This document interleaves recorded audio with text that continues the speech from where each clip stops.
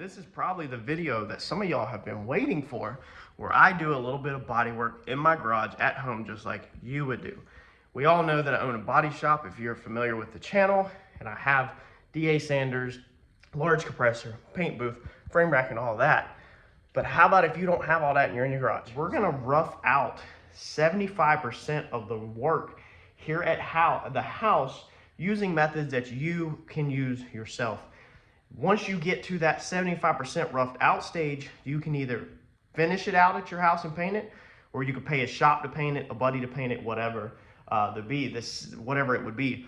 The same methods that we use that we're gonna teach when it's time to paint it, you can do it at your house. It's just obviously I have a paint booth. I don't want to paint in here all of the dust that you can see in the air. That's not a dirty camera, that's dust, because I was just using this guy over here to prep out the body, which is a huge no-no to do body work with this guy. You shouldn't be seeing a drop cord at the end of a sander unless it's one of the newer DAs. So let's flip the camera around and I want to show you a couple things. First off, this is a wood sander. This is made for sanding projects around your house, and it is an orbital sander, meaning it only vibrates, okay? It doesn't, it's not a dual action, it's not a DA. As you would be familiar with, air sander is a DA, it's a dual action sander.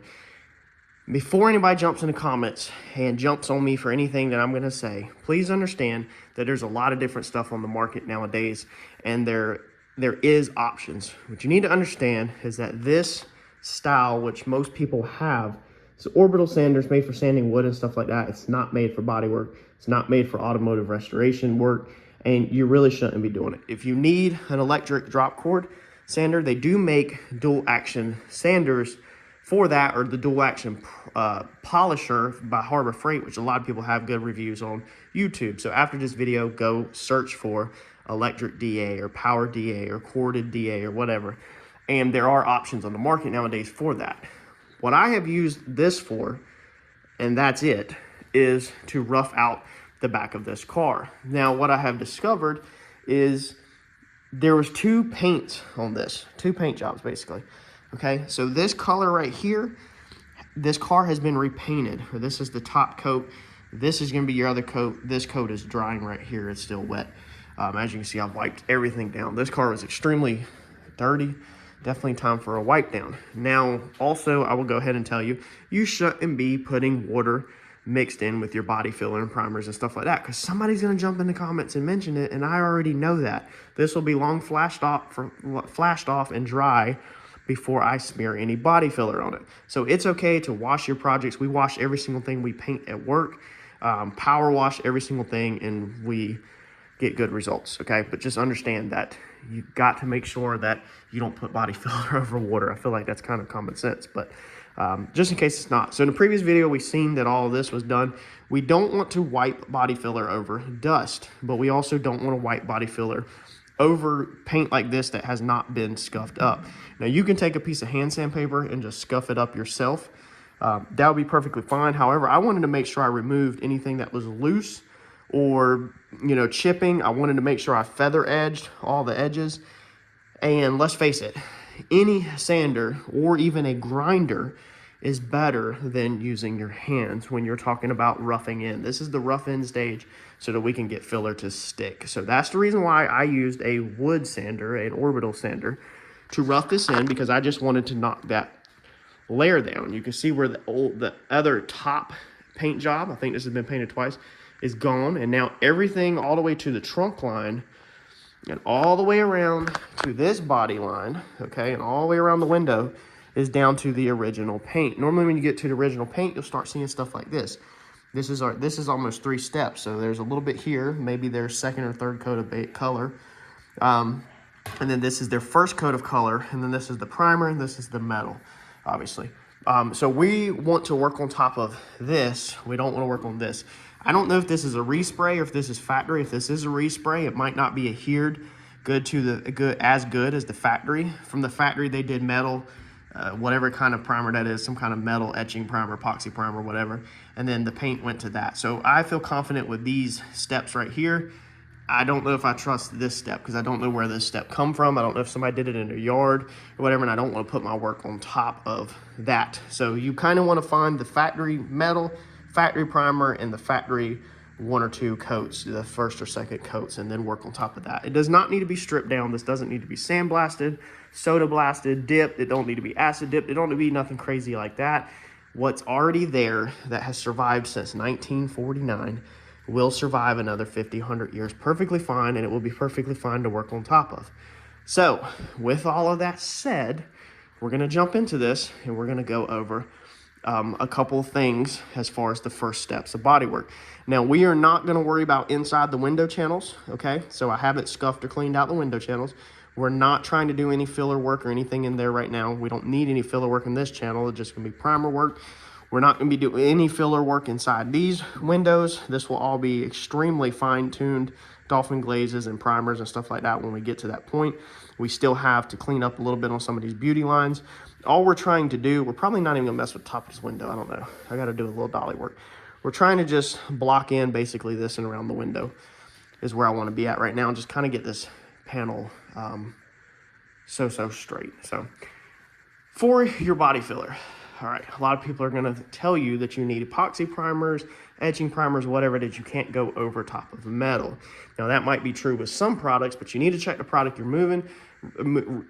you're using, because a lot of body fillers will go over metal. I'm using the same exact stuff that I use in my body shop. If you pay me to paint your car, this is what you're getting. This is what I trust, and this is what I've had zero issues out of. Now, I didn't request this for any reason. This is just what they sell locally, and I've had excellent results out of it. So we're going to use a lightweight gold filler. Lightweight, it's easy to sand, non-sagging. It is not pinhole resistance, I can tell you that. It does make pinholes if it makes it too hot, which I'm bad about. Direct to metal, so there's what we're looking for. So this filler is perfectly fine to go direct to metal. You can type in this number on Amazon, eBay, or check local suppliers near you.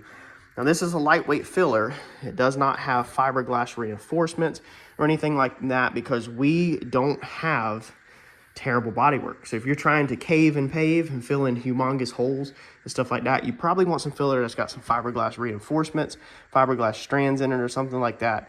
But we don't need that because I took the time to make sure my metal is within tolerances of no more than 1/4 inch low spots, pretty much, probably no more than 1/8 on this product, and this product will perfectly work perfectly fine.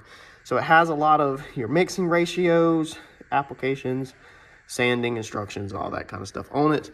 However, it's pretty basic. It's not that complicated. I used to think that body filler was extremely voodoo and like I was gonna mess it up, but I'm here to show you today that it's not that complicated at all. So let's open this up and we'll get a little mixed up. Now, when I'm at work, I use a mixing board. So I do have mixing boards that's like the size of your laptop that papers peel off of, and it makes it super easy and super nice. However, I bought this out of my YouTube money that I make off of you doing these videos, along with how I fund these products. So I'm not going over the top. I'm trying to save as much money as I can, do a little bit more handwork, a little less DA work, and keep this thing out of my garage and out of my shop till the very last minute. And then we will get a very nice paint job on it.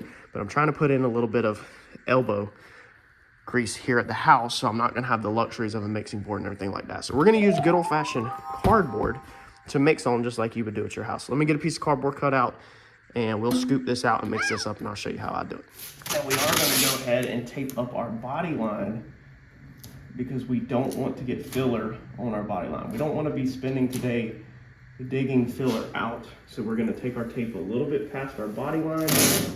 That way we can simply pull the tape and clean up any that we have overlap the body line. I'm not gonna mess in this area right here because it goes down and gets more complicated. We don't want body filler on our drip rail either. So we're gonna go ahead and tape that up also, just because it will make your life a little easier if you mess up and accidentally get body filler on it.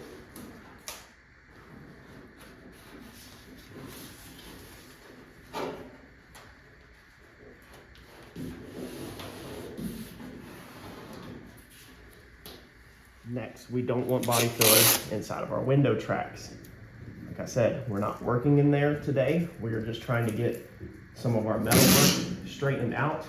We don't even have the paint prepped for in here, so we want to tape it up.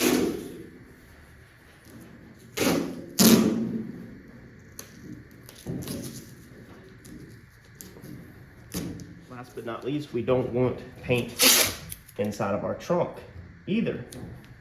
We don't want it to fall down inside the trunk edge, so tape it up. You will find yourself in situations, especially as a beginner, where the body filler starts to harden up because you maybe mixed it a little too aggressively, a little too hot, and you start just slinging it really fast, and it's getting all over every freaking thing that you don't want it on, and you're rushing and you're panicking. This is where this basic tapes come in extremely helpful. Now, we're not going to worry about this little area right here because it gets tight, and then it goes into here, and we're going to be doing some more work down here. So we're going to try to keep our swipe probably up here, but I don't want to put tape there because if I do want to swipe it out, then I can.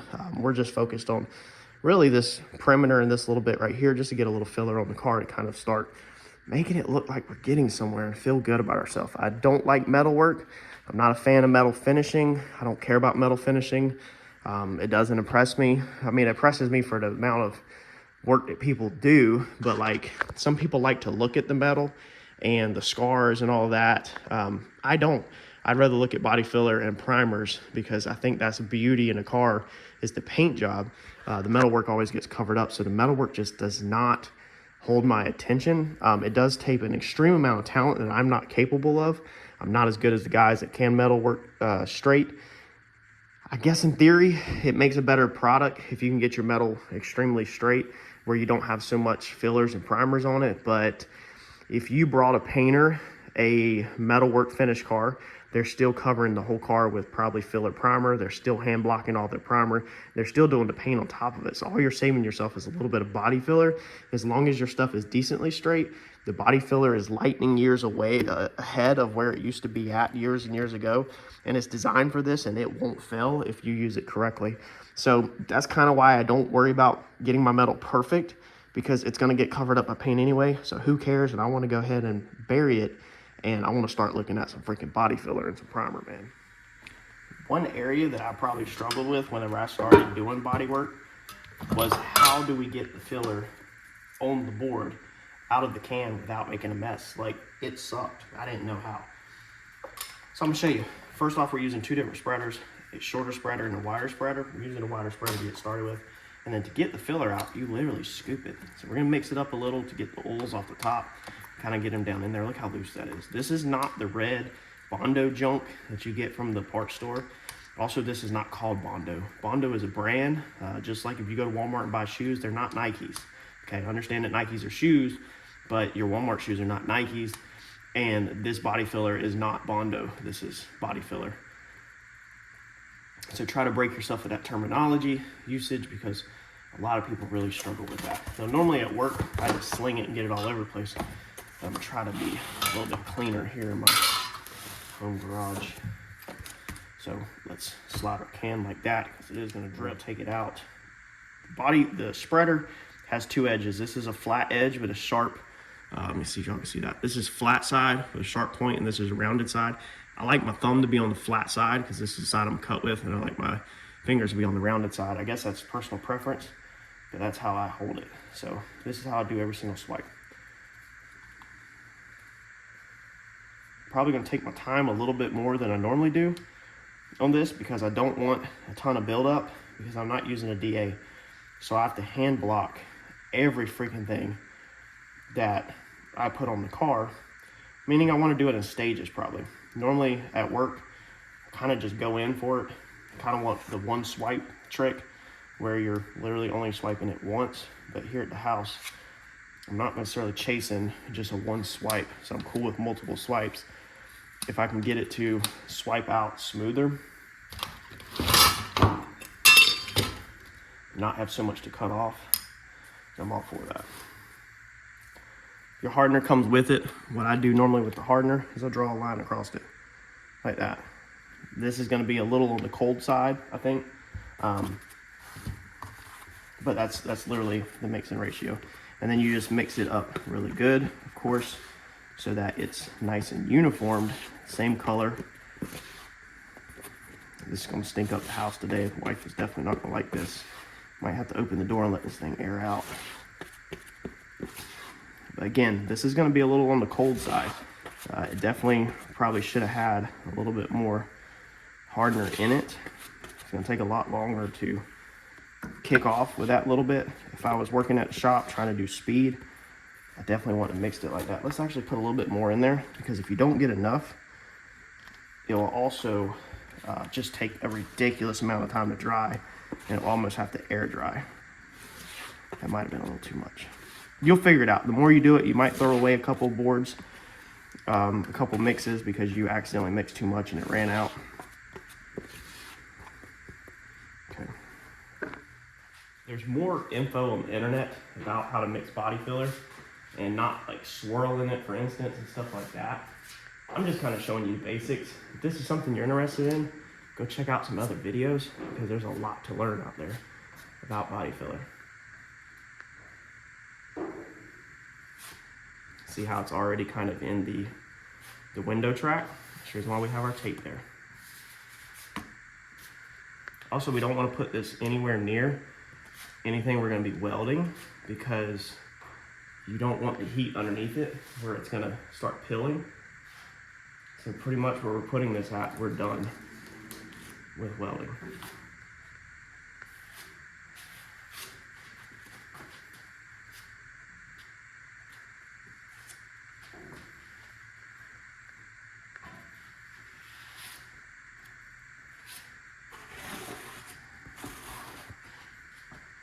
So I definitely needed a lot more than that, but like I said, for the house, since I have to hand block all this crap, I don't want it to be a huge build-up mess.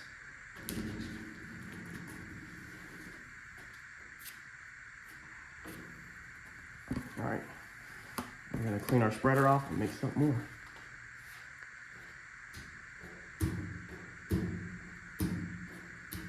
Not mixing it so hot allows you to spend a little bit more time working it and getting it laid out like this, like you want. If it's hot, you kind of have to sling it. If you mix it hot, you kind of have to sling it pretty fast. But we're gonna leave it like that.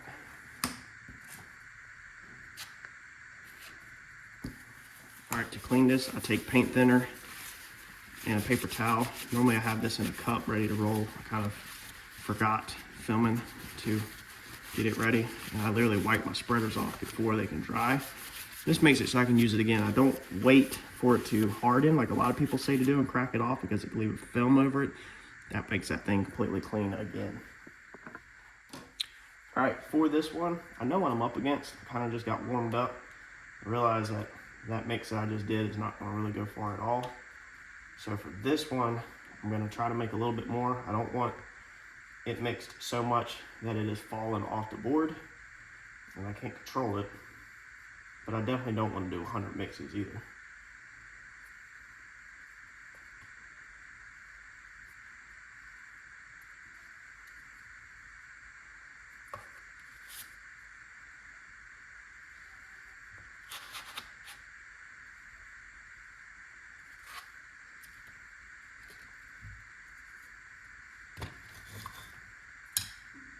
Look how lightweight that is. This one, we're gonna go ahead and do 2 lines like that. It's about what I normally mix. We're gonna sling it.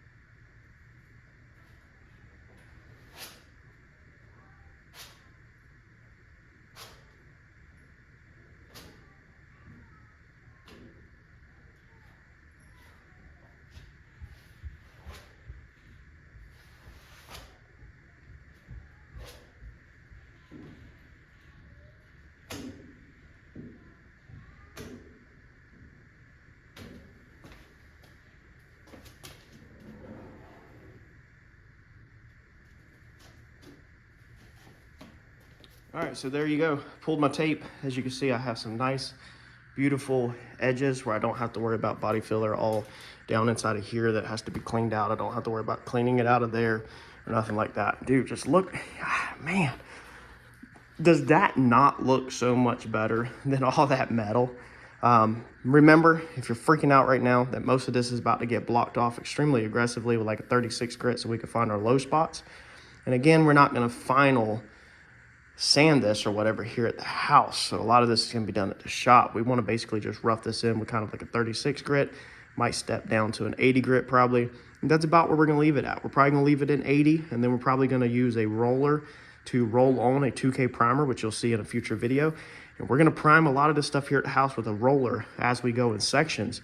And then once we get everything 80 or into the 80 grit stage with a 2K primer over the 80 grit stage, then we will probably hand block it here at the house to that. That's going to still have probably some imperfections in it from being sanded so harshly and not stepped up to like a 180. Then we will take this thing to the shop once we're ready with that. We will 2K it probably again with the paint gun, 2K primer the whole entire thing, and then we will do a final primer blocking correctly. So everything done at the house is going to be considered rough stages.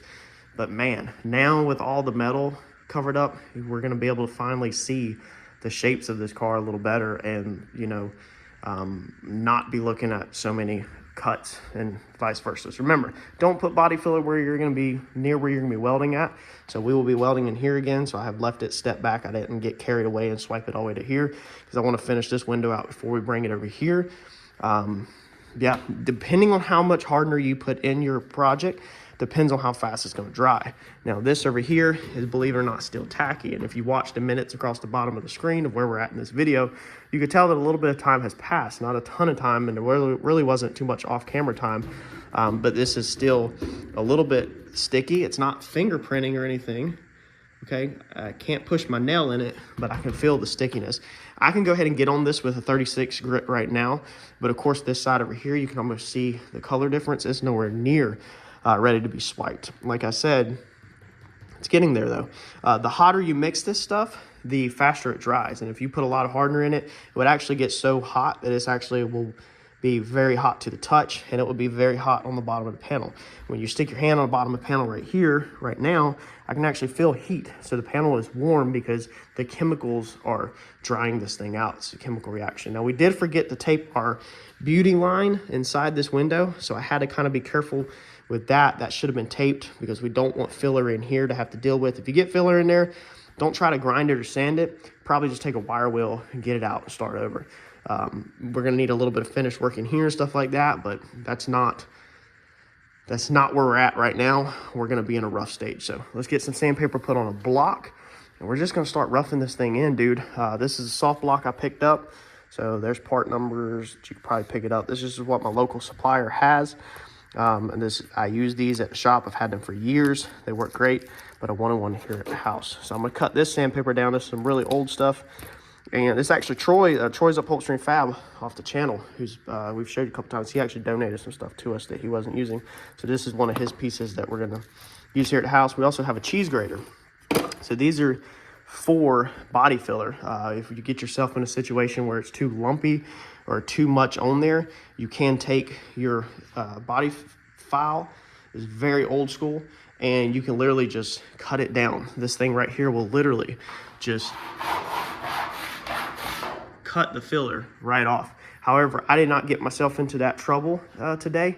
This looks really good where I can block on top of it, so I'm not gonna be needing to file, but I brought one home just in case I find myself in trouble where I need to get it down fast because I don't feel like tiring my arm out. Everybody always talks about getting to the top. Everybody always talks about going after their dream, but nobody talks about retention, and the work that is required not only to get there, but to stay there and go to the next level. And so the mentality you're gonna have if you're going to win, if you're gonna conquer your day, conquer your week, if you're gonna dominate the month, if you're gonna crush the quarter, if you're gonna win the year, I need you to remember that talent does not win championships, work ethic does. Here's the mentality you're gonna need. That nobody's gonna outwork you. I'm sorry, I love you, but you're not gonna outwork me. I'm with you, but you're not gonna outwork me. We're connected, but you're not gonna outwork me. We can dream together, we can lean in together, but you're not gonna outwork me. We may be in the same class, but you're not gonna outwork me. Number one, I need you to have the made up and fully persuaded mind that nobody is gonna outwork you. Stop sitting around moping and complaining and waiting for somebody to connect the dots for you. Put the work in and take the stairs to the top. You got to be willing to lose sleep to go after this dream. You have to be willing to lose sleep to graduate. You have to be willing to lose sleep to pass the exam. I need you to have a whatever it takes mentality. If you want to win, you're going to have to get upset sometimes. And I'm not talking about a non-productive anger. I'm talking about a massively productive disappointment. You're going to have to get disappointed sometimes with where you are. This is what I like to call proactive disappointment. I'm upset with where I am. I'm upset with what I have not accomplished. All right, so as I said, you're taking a lot of it back off, so don't get obsessed. Look at this. You're taking a lot of your filler back off to get that shape. That's the rough end. It is still not straight. What basically this was is this gives me a flat surface to work on. My butt is kicked already. I'm definitely not used to, man, look at all the freaking dust. I don't know if you can see it. It is everywhere. I'm definitely not used to hand blocking that much. With a body this curved, when we get into the door and this quarter, we'll be able to use the DA. But this back part right here, well, we would be able to use the DA at the shop. The doors are probably gonna come off and go to the shop and be body worked at the shop and put in primer at the shop in the quarters. We might rough them in with the wood sander really rough and then hand block them all out. It's okay to rough stuff in with the sander if it's flat, but you really kind of want to block it, especially on a back area like this. Everything is curved. There's nothing flat back here. So why would you block it with anything flat? You want to have a sponge or something that will roll. Now I did switch it up because I quickly realized that this one was a little hard to grip to rough in on. And what I was doing is this. So I had no pressure in the center right in there. To just keep it from pushing, and it was really hard and uncomfortable for me I can't even get my hand down, hardly to put pressure in the center of the sandpaper.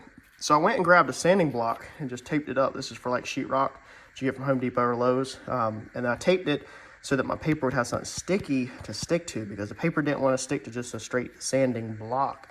But this thing is sponge. If you're not familiar with that, I'll show you. A lot of people assume that everybody's familiar with stuff, and some people don't know if this is their first project. They may have never grew up around sheetrock or anything. So this is a sanding sponge that you would get at like Home Depot or Lowe's. It's really a sponge. This is made for sheetrock and stuff like that for your house. I guess you could sand your car with it, but once it goes dull, you have to replace the whole sponge. So it's kind of not smart to be sanding on metal with one of these, in my opinion. But you could take this, if you have an old one, I have a bunch of them, and wrap them with tape, and then that gives you a surface that the sticky back of the sandpaper will stick to. So that's what I did to stick my 36 to that, and it worked out perfect. That was a nice hard sponge, and it would still, you know, bend a little and contour around stuff just a little bit to get it flat. So basically what I was doing is I was looking for my high spots. So I'm coming through here, and as I'm sanding, I'm looking for metal like this. You know, there's the metal, there's my edge, and I'll clean all this up here in a second. There's the metal, there's some metal right there. There's some metal, there's metal, there's metal. Okay, so you see what I'm saying? I'm looking for my metal. That's really high. And I blocked everything down to my metal. So once I found my metal, like this was all low in here, which is perfect. This is what I was talking about, is that if we're caved in, then it's gonna work in our favor on bodywork, versus if our metal is high, then it's gonna take a little bit more work.